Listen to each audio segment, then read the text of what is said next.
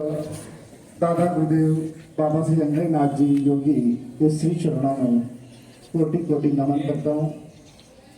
विद्वान साथियों और प्यारे विद्यार्थी, आज चर्चा का विषय है सत्र। जो सत्र हमारा चालू सत्र है, इसमें सरकार ने जो परिवर्तन किया है उसके बारे में आपको ज्ञात होगा, परंतु मैं भी आपको स्पष्ट कर देना चाहता हूं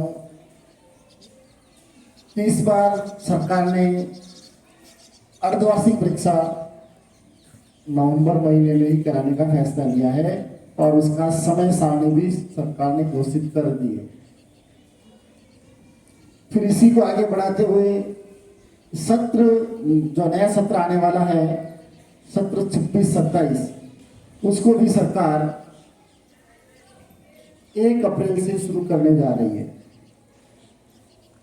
तो अगर हम ये समझें तो सत्र 25-26 जो चल रहा है सत्र हमारा, उसमें सरकार ने सीधे सीधे 1.5 महीने का समय कम कर दिया है। जो सत्र हमेशा 15 मई को समाप्त होता है, वो सत्र इस बार 30-31 मार्च को खत्म हो जाएगा। तो हमें 45 दिन में से जो छुट्टियां निकाल अगर हम, तो कम से कम 35 वर्किंग डे हमारे लिए इस सत्र में कम हो गए। 35 वर्किंग डे जब कम हो जाएंगे तो हमें पढ़ाई का समय कम मिलेगा। तो हमें अभी से ही हमारा जो योजना है आपकी पढ़ने की, सेल्फ पढ़ने की योजना है, या कक्षा में विषय अध्यापक जी की जो वार्षिक योजना पढ़ाने की है, उसमें हमें बड़ा परिवर्तन करना पड़ेगा। जब समय कम हुआ है, एग्जाम भी जल्दी होंगे, तो हमें तैयारी भी कुछ जल्दी करनी पड़ेगी। तैयारी करने में हमें कुछ स्पीड बढ़ानी पड़ेगी, पढ़ने का समय बढ़ाना पड़ेगा। हाफ ईयरली जो 10 दिसंबर से शुरू होने वाली थी, तो 20 नवंबर से शुरू हो रही है। सीधे कम से कम 20-21 दिन कम हो गए। तो 20-21 दिन हमें जो रिवीजन में मिलता था, वह 20 दिन हमारे निकल गए हैं, रिवीजन के कम हो गए हैं। तो अब हमें जागरूक होना पड़ेगा। अब केवल 1 नवंबर से 20 नवंबर तक के 20 दिन हमारे सामने हैं, हमारे पास है। 99% आप सबके हाफ ईयरली तक का कोर्स पूरा हो गया है। एक आध या आधा लेसन जो भी चल रहा होगा वह ड्यू होगा, वह लेसन भी हो जाएगा। परंतु जरूरत है हमें साथ साथ दोहरान करने की, रिवीजन करने की, क्योंकि हम सब जानते हैं हम एग्जाम में अच्छा प्रदर्शन तब तक नहीं कर पाते जब तक कि किसी भी विषय को हम दोहराया नहीं सके। तो हमें दोहरान व्यवस्थित करना है। तो दोहरान की भी हमें रूपरेखा बनानी है। आप अपने स्तर पर रूपरेखा बनाएंगे और विषय अध्यापक भी अपनी रूपरेखा तैयार कर लें कि मुझे मेरी कक्षा में विषय का अध्ययन जो करवाया है, मैंने पढ़ाया है, एग्जाम में जो सिलेबस आने वाला है, उसका दौरान इन 20 दिनों में हम कैसे करवाएं। विद्यार्थियों के साथ मिलकर आप अच्छी योजना बनाएं, जिससे कि विद्यार्थी भी अपने घर बैठकर और दोहरान करें। टेस्ट लें आप, जिससे कि टेस्ट के माध्यम से पता चले कि आप लोगों को कितना याद हुआ है, आप हाफ ईयरली में कितने मार्क्स ला सकते हैं। हाफ ईयरली जल्दी होगी 20 नवंबर से, तो स्वतः ही सारे थर्ड टेस्ट जो आपके आने वाला है, थर्ड टेस्ट भी जल्दी होंगे, ईयरली भी जल्दी हो जाएगी। बात करूं मैं बोर्ड कक्षाओं की, बोर्ड कक्षाओं के एग्जाम भी जल्दी होने हैं। बोर्ड कक्षाओं के, जिस 12th क्लास की बात करें हम, तो 12th क्लास के बोर्ड एग्जाम में पहले प्रैक्टिकल के एग्जाम होते हैं। हमेशा प्रैक्टिकल के एग्जाम हुआ करते हैं फरवरी महीने में। इस बार 1 महीना जल्दी होगा, जनवरी में ही आपके प्रैक्टिकल है। बोर्ड परीक्षाएं होती है मार्च महीने में, इस बार आपकी बोर्ड परीक्षाएं फरवरी माह में है। तो सारे के सारे आपको इस सेशन में पढ़ाई करने के कम से कम 30-35 दिन कम हो गए हैं, बोर्ड वालों के भी और लोकल परीक्षाओं के भी। तो हम सबको हमारे विषय अध्यापक से मिलकर आप विस्तृत चर्चा करके दोहरान का, कोर्स का अच्छी सी योजना बनाएं जिससे कि आप अपने इस सेशन में कक्षा में रिजल्ट जो बना पाए, अच्छे से अच्छा रिजल्ट बना पाए। मेरे ध्यान में आता है कि बोर्ड कक्षा के विद्यार्थी अभी बिल्कुल लेजी हैं, तैयारी नहीं कर रहे हैं, या यूं कह दीजिए वो घर पर अपनी अच्छी मेहनत नहीं कर रहे हैं। सब कोई पढ़ना है हमें, कक्षा चाहे बोर्ड की हो चाहे लोकल हो, परंतु हमेशा रिजल्ट जो देखा जाता है, आपके भी भविष्य में जब रिजल्ट देखा जाएगा, बोर्ड कक्षा का रिजल्ट देखा जाएगा, तो बोर्ड कक्षा के रिजल्ट के लिए हम चर्चा करें। तो बोर्ड कक्षा के विद्यार्थियों को की 35 दिन की पढ़ाई एडवांस करनी पड़ेगी। अगर आप नियमित आप स्कूल में 6 घंटे और मान लिया घर पर भी सिर्फ 6 घंटे पढ़ते हैं, तो 6 और 6 12 घंटे की पढ़ाई एक दिन में अगर आप करते हैं, तो आप कैलकुलेशन कर लीजिए 35 दिन में कितने घंटे आपके पास कम हो गए। एक दिन के 12 घंटे कम हो जाते हैं, तो 35 दिन में कितने समय आपके पास कम हो गया है। समय कम हो गया है तो हमें घबराने की जरूरत नहीं है, हिम्मत से नई योजना बनानी है और रिजल्ट जो होने वाला था उससे भी हमें बहुत अच्छा रिजल्ट लाना है। तो मेरा आपको समझाने का तात्पर्य आपको समझ में आ गया होगा कि हमें टाइम कम हुआ है, ऐसा नहीं कि जैसा है वैसे ही पढ़ते रहे आप। आपका समय में जैसे बताया मैंने अभी आपको 12 घंटे आप पढ़ रहे हैं, 6 घंटा स्कूल 6 घंटा घर पर सेल्फ, समय बढ़ाइए। अगर आप 12 घंटे की जगह 14 घंटा पढ़ रहे हैं तो भी समय पढ़ाना है, 15 घंटे पढ़ रहे हैं तो भी समय पढ़ाना है। कम से कम सभी विद्यार्थियों को जो आपका समय है उसमें 2 घंटे पर डे आज से ही आपको प्लस कर लेना है। इस कारण हमें आगे टोटल डेज में 35 डेज कम हो गए हैं, इसलिए हमें उसकी भरपाई पूरी करनी है और भरपाई पूरी करने के लिए आज से ही आपको अपने टाइम में कम से कम 2 घंटा प्लस कर लेना है, जिससे कि हमारा परिणाम बाधित न हो। अब बोर्ड क्लास का परिणाम जब आप नौकरी के लिए जाएंगे तब भी देखा जाएगा। जहां जहां आप जाएंगे एग्जाम देंगे वहां पर आपके बोर्ड रिजल्ट जो होता है, आज का बोर्ड का रिजल्ट कम से कम 10-15 साल बाद जब भी आप जॉब के लिए अप्लाई करेंगे वहां पर रिजल्ट देखा जाता है, ये मार्कशीट देखी जाती है। इस मार्कशीट के आधार पर यह तय किया जाता है कि आपका विद्यार्थी जीवन कैसा था। आप अगर अभी लापरवाही कर रहे हैं, बाद में आप अच्छे हो जाएंगे, फिर भी आपका विद्यार्थी जीवन आज की मार्कशीट से देखा जाएगा। इसलिए हमें ये विषय पर चर्चा करनी है कि हमारा विद्यार्थी जीवन उस समय जब हम नौकरी के लिए इंटरव्यू के लिए जाएं, हमारी मार्कशीट पे चर्चा हो, तब भी हमारे जो विद्यार्थी जीवन है उसके बारे में अगला सकारात्मक विचार ले, उनको लगे कि हम मेधावी विद्यार्थी थे। तो आज की मार्कशीट को बहुत अच्छा बनाना है, बहुत अच्छा बनाने का भरसक प्रयास करना है। आपके साथ जो है शिक्षक टीम जो है, आपके विषय अध्यापक की टीम है, बड़ी सक्षम टीम है। अगर आप आपके विषय अध्यापक जी के साथ में उनके बताए अनुसार नियमित पढ़ाई करेंगे आप, तो मुझे आशा ही नहीं विश्वास भी है और मैं वादा करता हूं आपसे कि आप प्रत्येक विषय में 100 आउट ऑफ 100 मार्क्स ला सकते हैं।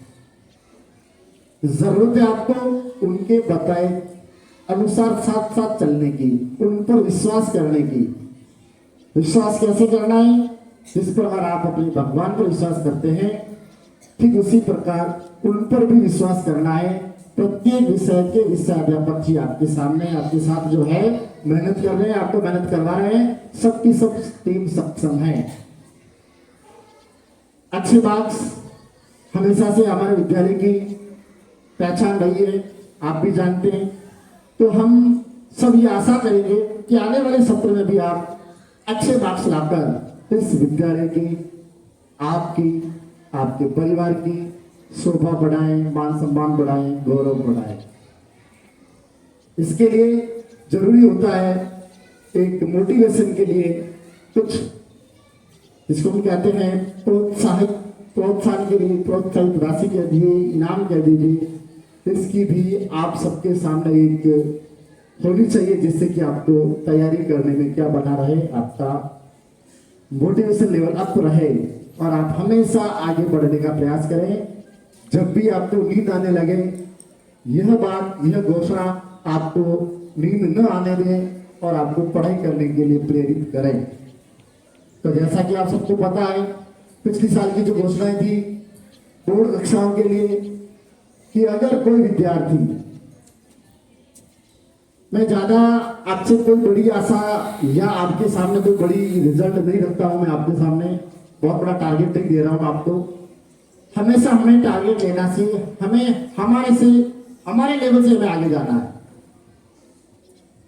हमें हमारे लेवल से आगे जाने का प्रयास करना है। इसलिए मैं आप सबसे आशा करूंगा कि आप लोग इस बार भी हमारे विद्यालय के लेवल, मतलब मेरा कहने का जो रिजल्ट हमारा टॉप है आज तक, उस रिजल्ट को ही आप लोग क्रैक करने का, उस रिजल्ट को क्रॉस करने का प्रयास करें। पिछली बार भी इस प्रकार की घोषणाएं थी कि जो विद्यार्थी हमारे विद्यालय के पुराने रिकॉर्ड को तोड़ेगा, उससे ज्यादा नंबर लाएगा, उस विद्यार्थी को संस्था की तरफ से 51,000 रुपए की नकद राशि प्रोत्साहन के रूप में दी जाएगी। तो आप सबने देखा होगा, पिछले साल भी विद्यालय के 2 विद्यार्थी कक्षा 12 साइंस जो पास करके गई है, विद्यार्थी छात्रा संजना वैष्णव, उस लड़की ने भी दम थम लगाकर मेहनत करके पुराना रिकॉर्ड तोड़ा और नया रिकॉर्ड बनाया। 97.80% प्राप्त करके उसने पुराना रिकॉर्ड तोड़ा, नया रिकॉर्ड बनाया और 51,000 रुपए की राशि, प्रोत्साहन राशि प्राप्त की उसने। ठीक इसी प्रकार 12th आर्ट्स में भी छात्र गौरव छिपा ने भी विद्यालय का पुराना रिकॉर्ड तोड़कर नया रिकॉर्ड बनाया 96.40% और इसमें भी प्रोत्साहन के रूप में 51,000 रुपए की नकद राशि प्राप्त की। कक्षा 10 में हमारे विद्यालय का आज तक का रिकॉर्ड है 97.33। छात्र दीपक जो आपके सामने बैठा हुआ है, जो 12th क्लास में है, आया बच्चा या नहीं आया? दीपक खड़ा बेटा।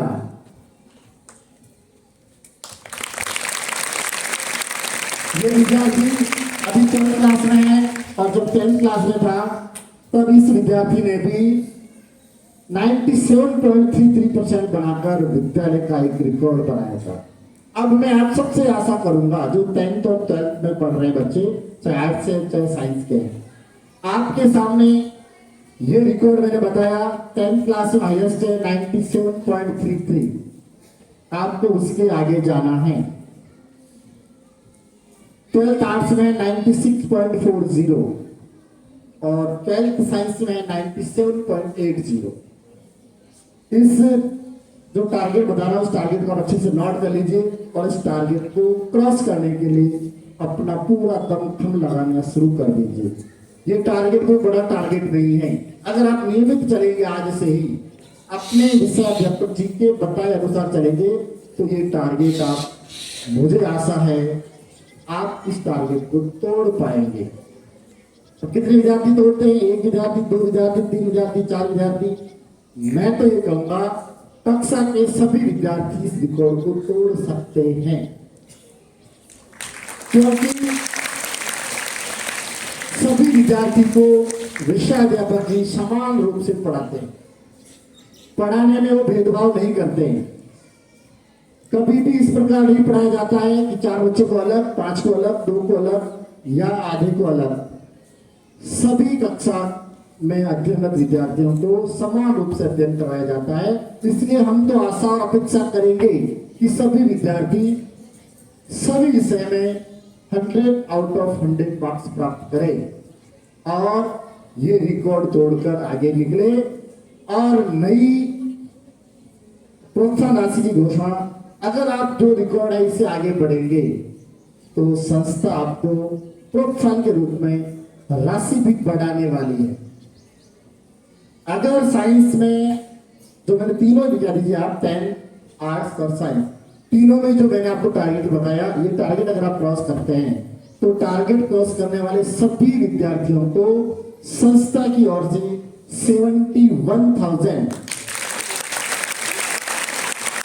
71,000 की नकद राशि दी जाएगी समारोह पूर्वक। आपका, आपके परिवार का, आपके माता पिता का, सबका मान सम्मान किया जाएगा और उसके साथ साथ आपको ये प्रोत्साहन राशि दी जाएगी। तो आपको इस प्रोत्साहन राशि को प्राप्त करने के लिए भरसक प्रयास करना चाहिए। उसके आगे बढ़ता मैं, अगर कोई हमारे संस्था का विद्यार्थी मेहनत करते हुए डिस्ट्रिक्ट टॉप करता है, हम अभी ब्यावर डिस्ट्रिक्ट में आते हैं, अगर कोई भी विद्यार्थी तीनों कक्षाओं का, अगर कोई विद्यार्थी या एक से अधिक विद्यार्थी अगर डिस्ट्रिक्ट टॉप करते हैं, जिला में प्रथम स्थान अगर प्राप्त करते हैं, तो सभी विद्यार्थियों को संस्था की तरफ से 1 लाख की नकद राशि दी जाएगी। उसके आगे बात बढ़ाता हूं मैं, और आप सबको शायद पता भी होगा, नहीं है तो आप नोट कर लें। जो विद्यार्थी जिला टॉप करता है कैटेगरी में, कैटेगरी का मतलब मेरा है ओबीसी, एससी, एसटी, जनरल, इन सभी कैटेगरी में भी अगर जो विद्यार्थी, विशेष करके छात्रा अगर टॉप करती है, जिला टॉप करती है, तो सरकार भी उसको 1 लाख रुपए की नकद राशि देती है। और 1 लाख नकद राशि पूर्व में हमारे विद्यालय के 3 छात्राएं प्राप्त कर चुकी है। मैं उन 3 छात्राओं के आपको नाम बताना चाहूंगा। सबसे पहले प्राप्त किया है 10th क्लास में हमारे यहाँ कुछ समय पहले एक लड़की थी, छात्रा चित्रा सिरवी, 2017-18 में उस लड़की ने जिला टॉप किया था ओबीसी कैटेगरी में। उसने भी 1 लाख की नकद राशि प्राप्त की सरकार से।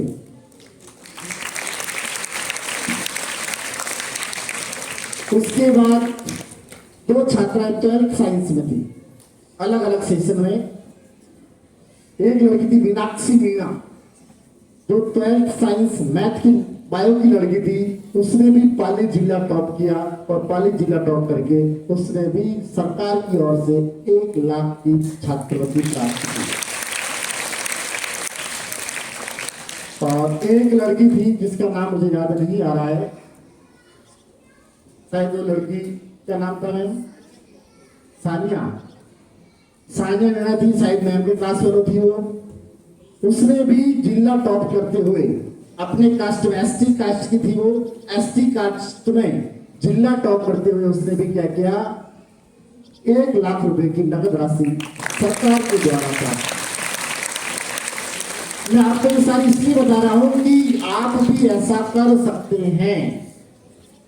बड़ी बात नहीं है, बड़ी बात उसके लिए नहीं है जो नियमित पढ़ते हैं, बड़ी बात उसके लिए है जो नहीं पढ़ते हैं।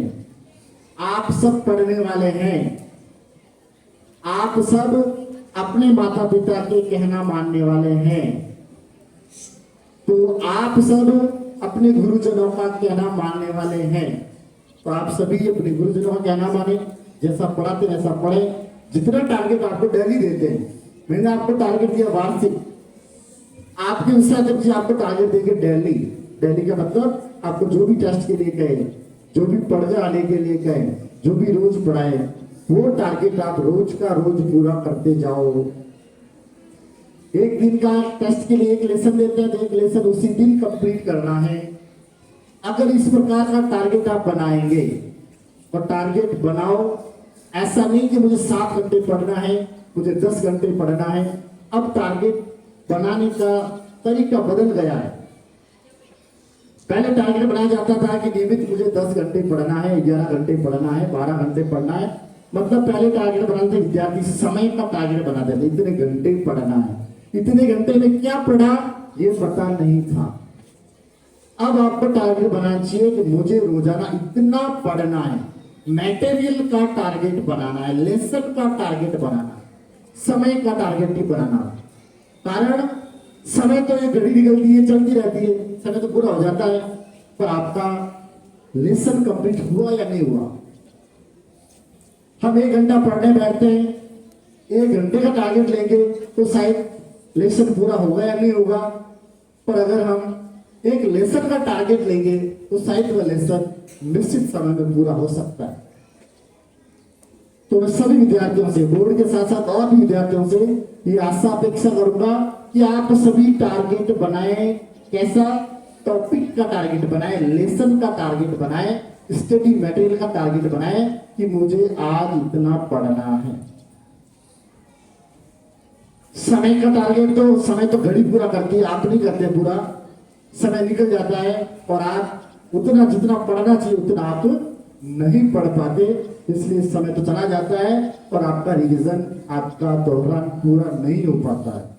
तो मैं आप आज से कहूंगा, निवेदन करूंगा कि आप अपना टारगेट डेली का जो टाइम टेबल बनाए, तो टाइम टेबल ये बनाए कि मुझे फिजिक्स में 1 लेसन पढ़ना है, केमिस्ट्री में 2 लेसन पढ़ना है, मुझे ज्योग्राफी में लेसन पढ़ना है, मुझे हिंदी में 2 पढ़ना है, इंग्लिश में 1 पढ़ना है। आज 24 आवर्स में, जैसे आज सुबह हुआ है, कल सुबह होने से पहले पहले मुझे इतना पढ़ना है।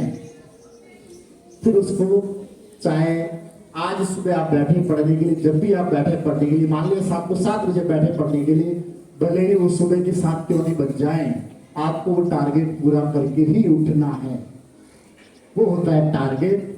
टारगेट के अनुसार आप चलेंगे तो मुझे अभी बार बार मैं कहना पड़ रहा है, आशा है, विश्वास है, अपेक्षा है, आप 100% उस टारगेट को पूरा करेंगे। क्योंकि रिजल्ट आता है तब देखा जाता है कई विद्यार्थी 100 आउट ऑफ 100 पूरे 99.99% तक गोल्डन मार्क्स आते हैं। देखते हैं आप लोग भी, अखबार में आता है रिजल्ट, टीवी पर आता है रिजल्ट, राजस्थान टॉप करने वाले बच्चे 99.99% तक प्राप्त करते हैं। वो भी विद्यार्थी कोई न कोई आप ही की तरह किसी न किसी विद्यालय में वो पढ़ता है और उसको भी कोई न कोई अध्यापक जी पढ़ाते हैं। वो आप ही की तरह का विद्यार्थी है, आप ही तरह का विद्यालय होगा, आप ही तरह के विषयाध्यापक जी होते हैं, परंतु वो नियमित चलता है, अपनी चाल को बढ़ाता है, कम नहीं करता है, इसलिए वह 99.99 या कह दीजिए 100% तक पहुंच जाता है। और हम हमारी चाल को कभी बढ़ाते हैं, कभी घटाते हैं, कभी रोक देते हैं, तब हम वहां तक नहीं पहुंच पाते। तो आप अपनी चाल को बढ़ाने का प्रयास करें, रुकना तो है ही नहीं, धीमी भी नहीं करनी है, नियमित आप बढ़ते ही रहना है, बढ़ते ही रहना है। तो जो जो मैंने आपको टारगेट आपके सामने दिए, वो टारगेट समय पर आप पूरा कर पाएंगे। अपने आप से पूछो, किसी और से पूछने की जरूरत नहीं है। आपको अपने दोस्त से पूछने की जरूरत नहीं है क्या मैं कर पाऊंगा या नहीं कर पाऊंगा। आप अपने आप से पूछें, क्या ये काम मेरे बस का है या नहीं। अगर आप ईमानदारी से अपने आप से बात करेंगे तो अंदर से आवाज आएगी, ये काम आपके बस का है। पर वहां पर उसके ऊपर हम अपना दिमाग लगा देते हैं कि क्या फर्क पड़ जाएगा, नंबर ज्यादा आ जाएंगे या कम आ जाएंगे। बड़ा नंबर ज्यादा आने और कम आने में बहुत फर्क पड़ता है। अभी आपका विद्यार्थी जीवन है, अभी आपकी सोच समझ की कैपेसिटी कम है, इसलिए आपको पता नहीं चलता है। इसलिए नंबर कम आना और ज्यादा आने में रात दिन का अंतर होता है। आप हमारी बातों पर अगर विश्वास नहीं है तो घर जाकर अपने से बड़े, अपने माता पिता, अपने भाई बहन, उनसे पूछिए कि नंबर ज्यादा आते हैं तो क्या फायदे होते हैं और कम आते हैं तो क्या फायदे होते हैं। सबसे बड़ा और तुरंत का फायदा बताता हूं मैं, आपके माता पिता जो आपके लिए भगवान हैं, उन्होंने ही आपको इस दुनिया के दर्शन करवाए हैं। आपके माता पिता थे तो आप हैं, नहीं तो आप नहीं थे इस दुनिया में। आपके लिए वो भगवान है, उनसे पूछिए। जैसे ही आप अच्छे मार्क्स लेके आते हैं उनकी अपेक्षा के अनुसार या अपेक्षा से ज्यादा, उस समय देखो उनकी प्रसन्नता का स्तर, उनकी खुशी का स्तर उस समय देखिए, तो उस समय उनकी, आपको लगता है कि उनकी खुशी का ऐसा स्तर आपने कभी नहीं देखा, तो फिर आपके नंबर का, ज्यादा नंबर लाने का इससे बड़ा अर्थ कोई नहीं हो सकता।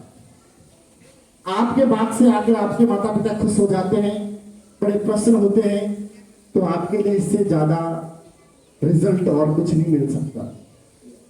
तो आप सभी अपने माता पिता को आज तक जो प्रसन्नता नहीं दी है उससे ज्यादा प्रसन्नता देने का प्रयास करें, और ये प्रसन्नता आपके हाथ में है। आप सभी मेहनत करें, अच्छे मार्क्स लाएं और अपना, अपने परिवार का, सबका नाम रोशन करें। ये तो थी बात बोर्ड एग्जाम की।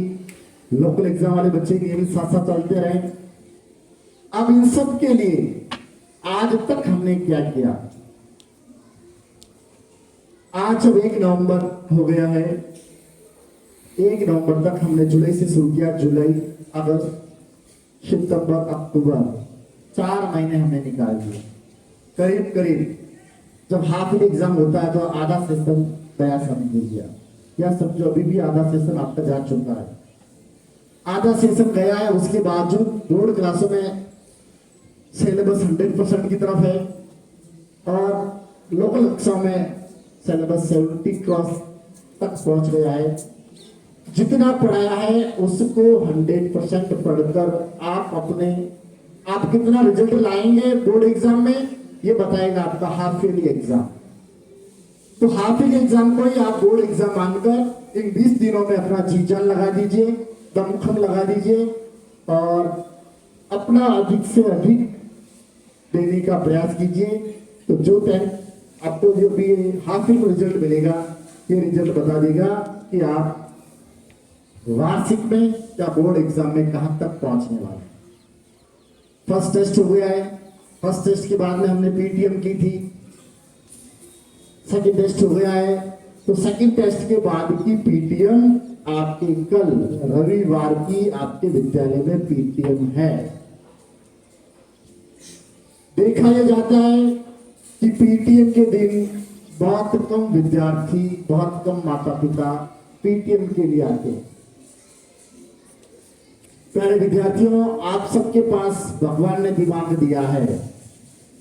मैं आपको एक उदाहरण दूंगा, उस उदाहरण से मुझे आप जवाब देंगे। आपको आपके माता पिता घर से 100 रुपए देके भेजते हैं। कितने रुपए देके भेजते हैं? 100 रुपए देके भेजते हैं, और मार्केट भेज दिया आपको। मार्केट से आपको, मान लिया, साधारण वस्तु की बात करूं, मान लिया आपको बोल दिया कि 100 रुपए की आपको शुगर खरीद कर लेकर आनी है, चीनी खरीद कर लानी है। आप मार्केट में गए, दुकान पर, कितने रुपए की शुगर ले जाएंगे? 100 की ले जाएंगे, या 100 से कम 95, 90, 80, 85 क्या ले जाएंगे? कौन ले जाएगा 100 रुपए की पूरी चीनी?